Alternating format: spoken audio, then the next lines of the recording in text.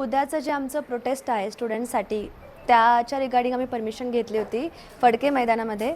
आधीचं जे ठिकाण होतं ते सुभाष मैदान होतं, पण सध्याचं जे काउंट आहे स्टुडंट्सचा झाला त्या सगळ्यांचा काउंट खूप जास्त आहे आणि आम्हाला मुलुंडपासून ते शहापूरपर्यंत सगळ्यांनी कॉन्टॅक्ट केला आहे. तर कनेक्टिव्हिटी वाईज पण बघता आणि क्वांटिटी वाईज बघता आम्ही ठरवलं की फडके मैदानला आपण हा प्रोग्राम करायचा आहे. तर उद्या 12 ते 5 हा प्रोग्राम असणार आहे आणि माझी विनंती असेल की मॅक्सिमम लोकांनी त्याला यावं. नोटीसमध्ये त्यांचं असं काही आम्हाला हे नाही केलं. त्यांनी आम्हाला शांतपणे समजावलं की तुम्ही शांतपणे हे करा, आम्हाला कॉपरेट करा, आम्ही पण तुम्हाला कॉपरेट करू आणि हा जो पूर्ण प्रोटेस्ट आहे शांतपणे पूर्ण करू.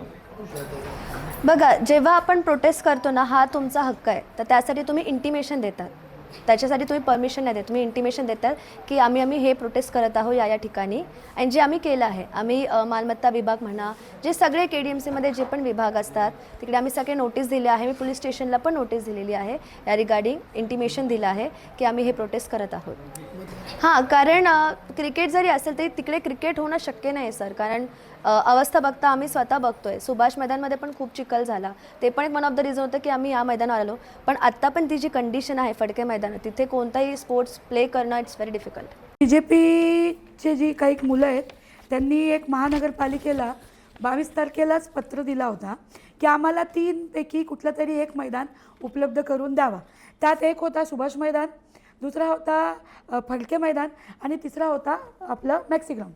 या तिन्ही ग्राउंडपैकी कुठला तरी एक द्यावा.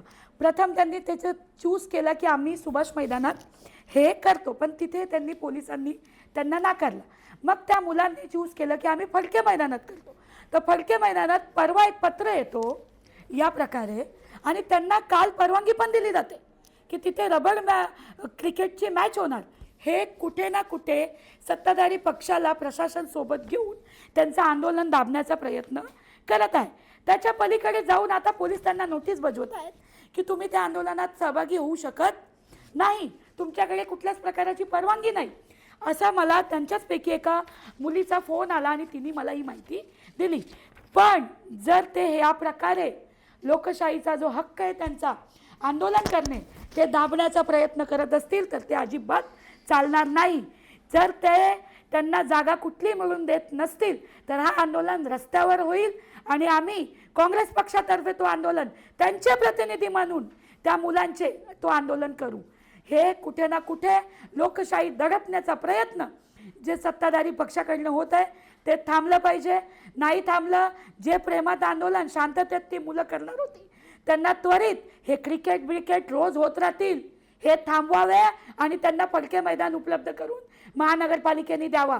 आणि जेव्हा पण अशा प्रकारे 2-2 पत्र एकाच दिवशी भेटतात तेव्हा महानगरपालिका दोघांना काय सांगते, कोणालाही परवानगी देण्यात येणार नाही. मग यांना कशी भेटली?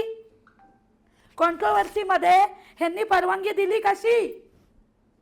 सर्वप्रथम महानगरपालिकेच्या अधिकाऱ्यांना सांगून ठेवते, या प्रकारे सत्ताधारीकडे तुम्ही कामं करत नाही, या जनतेच्या येणाऱ्या करवर तुम्हाला पगार मिळते. थांबलं पाहिजे सगळं त्वरित आणि हे परवानगी रद्द करा. ही जी परवानगी दिली आहे ना, कॉन्ट्रोवर्सी आहे नाही, तुमचंच मग सांगणं असतं. एकाच ठिकाणी 2 परवानग्या मागण्यात आल्या तर ती रद्द करण्यात येते. आम्ही म्हणत नाही ह्याला द्या, ह्याला परवानगीची गरज नाही हो. लोकांचा मुद्दा हे तर होणार आणि नक्करच होणार. रद्द नाही झाली तर काय करणार? तरी आंदोलन होणार, 100% होणार. ह्याला जबाबदार पोलीस प्रशासन असणार. जर ती मुलं एकदम पद्धतशीर पत्रात लिहित आहेत की आम्ही 12ला बसू, 5ला शांततेपूर्वक उठू, मग पोलिसांना असं पत्र व्यवहार करून मुलांना घाबरवण्याची गरजच नव्हती. का घाबरवण्याचा प्रयत्न केला जातोय? पण ती सध्याची पिढी आहे ती घाबरणार नाही. तुम्ही बघत असाल दिल्लीच्या जंतर मंतरवरनं कालच संध्याकाळी मी आली आहे रात्री की कुठल्या प्रकारे 3 वर्षाच्या मुलापासून ते 30 वर्षाच्या एक UPSCचा मुलगापर्यंत तिथे बसलाय. काय हालत करून ठेवली आहे तुम्ही त्यांना? हे चालणार नाही. जे लाठीचार्ज झालाय ह्याचा निषेध म्हणून उद्या आंदोलन करण्यात येईल आणि नक्की करण्यात येईल. उद्याच्या आंदोलनासंदर्भात तुमची काय माहिती आहे? काय मी दुर्वेश बोरगावकर आणि उद्या 25 तारखेला आपली फडके मैदान इथे एक आपण शांतपूर्वक आंदोलन करणार आहोत. जे अत्याचार दिल्लीला झाला, जे स्टुडंट्सला मारहाण झाली त्याच्या विरोधात करणार आहोत. आणि आपली एक सिंपल असं एक विषय आहे की धर्मेंद्र प्रधान यांनी राजीनामा दिला पाहिजे. जे कंटिन्यूअस पेपर लीक होत आहेत त्या संदर्भात त्याचा एक विरोध दर्शवणार आहोत व त्यांच्या राजीनाम्याची मागणी आम्ही करणार आहोत आणि संपूर्णपणे एक शांततापूर्वक आंदोलन आम्ही करणार आहोत. कुठे आंदोलन होणार आहे आणि काय स्वरूप असणार आहे आंदोलन? हे आंदोलन फडके मैदान इथे आम्ही करणार आहोत. याची परमिशन आम्ही आयुक्त साहेबांकडे देखील मागितली आहे. DCP कार्यालयात जाऊन देखील आम्ही आमचे परमिशन सबमिट केले आहेत. बाजारपेठ वरिष्ठ जे पोलीस ऑफिसर्स आहेत त्यांना देखील आम्ही आमचं पत्र पाठवलेलं आहे आणि सगळ्यांकडून एक पॉझिटिव्ह रिस्पॉन्स भेटतो आहे. आत्तापर्यंत कुठूनही असं नेगेटिव्ह काही आम्हाला रिप्लाय आले नाही आहेत आणि एक त्यांच्या साईडून एक पॉझिटिव्ह रिस्पॉन्स भेटत आहे आम्हाला. पण आता चर्चा सुरू आहे. बघा, आता आम्ही मैदानावर जाऊन आलो, तिथे तर आम्हाला चिखल दिसतोय. तो चिखल बघून कुठलाही एक सामान्य जो आयोजक असतो ते चिखलामध्ये क्रिकेट भरवू शकत नाही. पण आता हा का भरवला जातो आहे हे आता आम्ही नाही सांगू शकत, बरोबर की नाही. आणि माहिती नाही त्यांना कशी काय परमिशन भेटली आणि आम्ही त्या विषयावर जास्त बोलायला इच्छुकही नाही आहोत. आमचं जे एम आहे एक शांततापूर्वक आंदोलन करायचं तेच शेवटपर्यंत राहणार आहे. आंदोलन करणार, काय नेमकं करणार? 100% आंदोलन करणार. आम्ही आंदोलन करायला जाणार आहोत आणि मग तिथे क्रिकेट खेळू द्या, हॉकी खेळू द्या किंवा इतर कुठलाही गेम खेळू द्या, मैदान आहे तर त्यांचं काम करतील. त्यांनाही आमचे शुभेच्छा आहे आणि आम्ही आमचं आंदोलन करणार.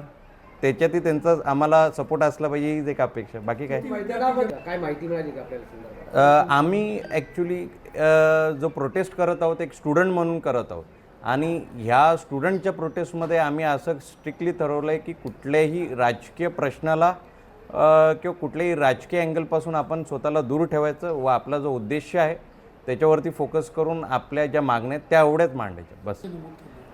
जो आता आमचा एक स्टुडंटचं तर पहिलाच आंदोलन आहे. तर आम्ही जेव्हा पोलीस स्टेशनमध्ये गेलो तेव्हा आम्हाला समजवण्यात आलं की बाबा एक आणि सगळ्या वरिष्ठ पोलिसांनी आम्हाला सहकार्यच केले. त्यांनी एक सिम्पली समजवलं की बाबा एक स्टँडर्ड प्रोसेस असते, तुम्ही शांततापूर्वक आंदोलन करा, आमचाही तुम्हाला सहभाग राहील आणि जे दिल्लीसारख्या ठिकाणी घडलं आहे ते आपण कुठल्याही प्रकारचं घडू द्यायचं नाही. आणि आम्ही त्यांना शब्द दिले की बाबा आम्हाला एक आदर्श प्रोटेस्ट असेल हे आम्ही आमच्या साईडूनही पूर्णपणे खात्री घेऊ. दुर्गेशचे अंदाज काय किती जमा होणार? ज्या हिशोबाने आम्हाला रिस्पॉन्स भेटतो आहे विविध ठिकाणातून, फक्त कल्याणमधून नाही तर संपूर्ण ठाणे डिस्ट्रिक्टमधून आम्हाला कॉल्स येत आहेत. बरेचसे विविध कार्यकर्ते संघटना त्यांच्याकडून कॉल येत आहेत. तर आकड्यामध्ये सांगणं कठीण आहे पण एक चांगला रिस्पॉन्स असेल याची आम्ही गॅरंटी घेतो.